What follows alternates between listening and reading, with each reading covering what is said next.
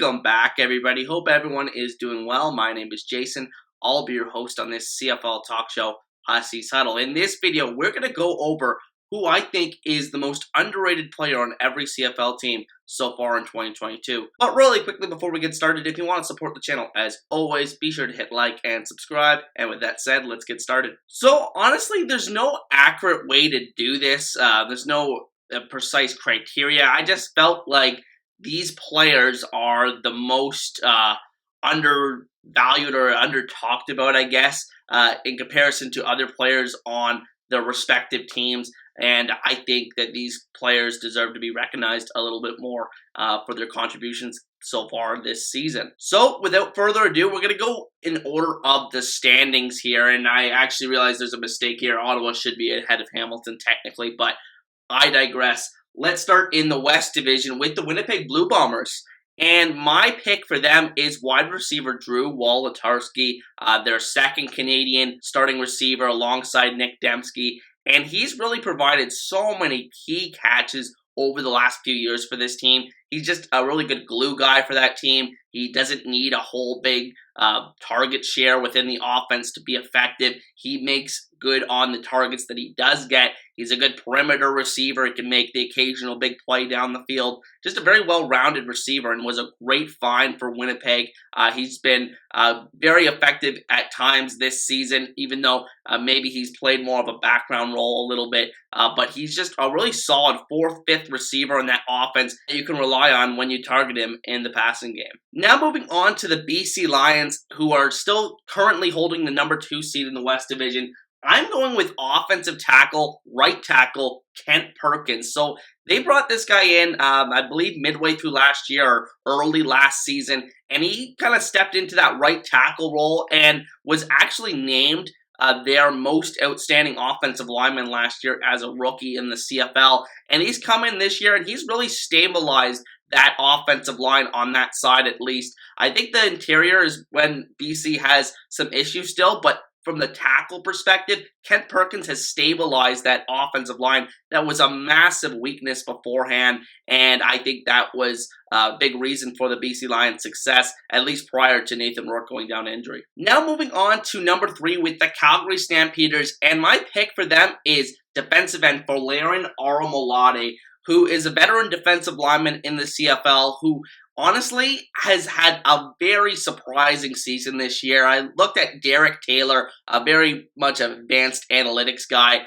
former worker at TSN. He has done a lot of tracking in terms of advanced stats, and he said that Folarin Aromalade is in the top 3 of pressures so far this season in the CFL. Incredibly impressive from a guy that did see a rotational role like last season and previous seasons with Calgary. I believe he was on the 2018 Grey Cup team, but he was never really a featured guy, and he has taken a full-time role in this defense this season and really made the most of it. I don't know exactly how many sacks he has. I'll put it up on the screen right now, but at the end of the day, he has been very impactful in terms of creating pressure. It's been very noticeable for this team and is one of the most underrated players on the Calgary Stampeders today. Now looking at the current 4th place Saskatchewan Roughriders, and I'm going to go with a defensive back here because I find defensive backs a lot of the time are very, underrated in terms of how much they get recognized relative to the value that they provide to CFL teams.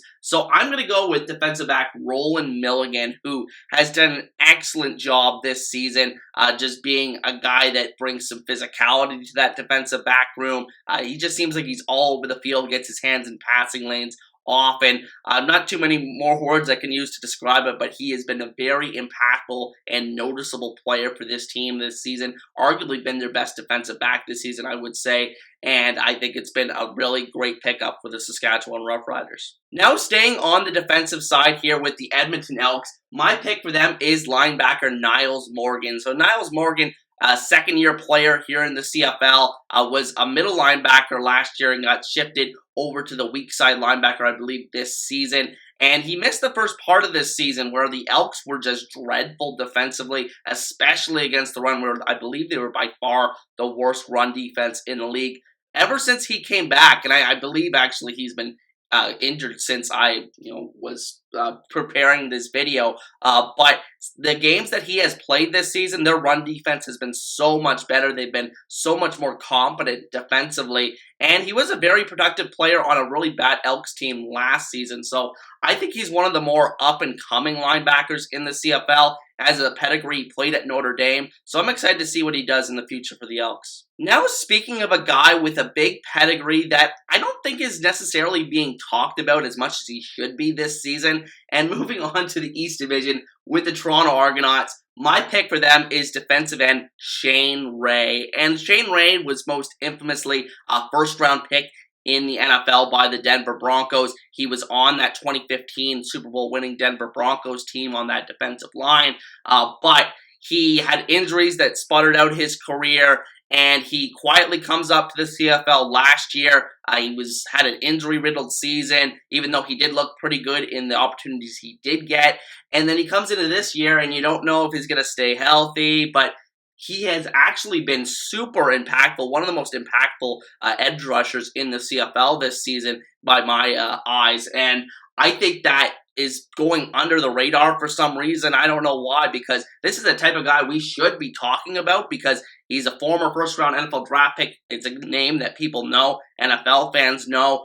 This should be an opportunity for us to promote the league, but I don't see people talking about Shane Ray and his accomplishments so far this season. He has actually outplayed, I believe, Sean Oakman this season, who was a breakout star defensive tackle for them last year. So incredible stuff from Shane Ray, and I'm looking forward to seeing if he can keep it up the rest of the season. Now moving on to the current second place in the East Division, Montreal Alouettes, and my pick for them is wide receiver Julian Grant, one of their Canadian starters there on the Alouettes, and I think he's a guy that I didn't really expect too much from going into the season. I thought it was a crowded wide receiver room because you brought in Hergy Mayala, a guy with a pretty big pedigree himself. You brought in Tyson Philpott in the draft, so didn't know how much of a role Julian Grant was going to get this season, but he has been a very pleasant surprise. He's created lots of yards after the catch, a couple of explosive plays for this offense, arguably been the most explosive player on this offense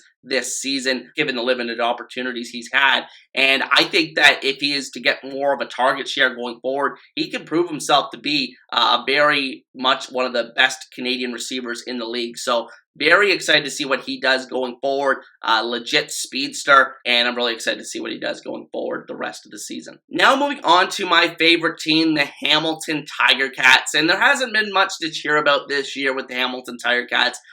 Disappointing performances basically across the board.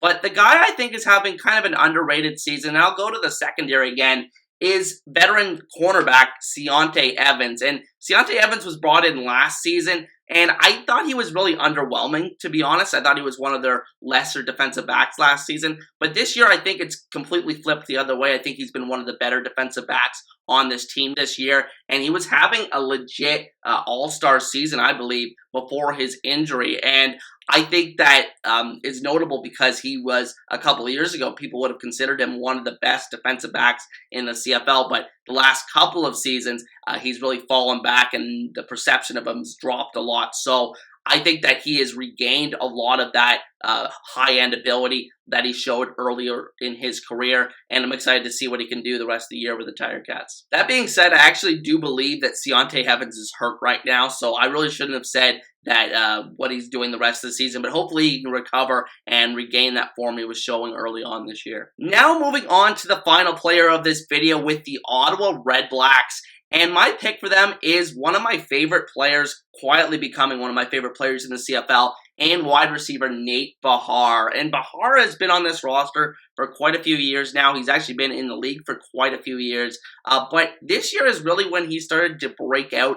Last year, he had a pretty good season. I think it was around 500 yards. I think it was career highs across the board for him. But this year, he's really taken it to a new level, being arguably, other than Jalen Acklin, the best receiver on their team this year, making some explosive plays as well. Was really good in that game against Edmonton a few weeks ago, his first career 100-yard game. And he's a really good guy. I think he's a player that brings leadership to the table. You saw what he said after the Jeremiah Mazzoli injury, and being the vocal voice of that.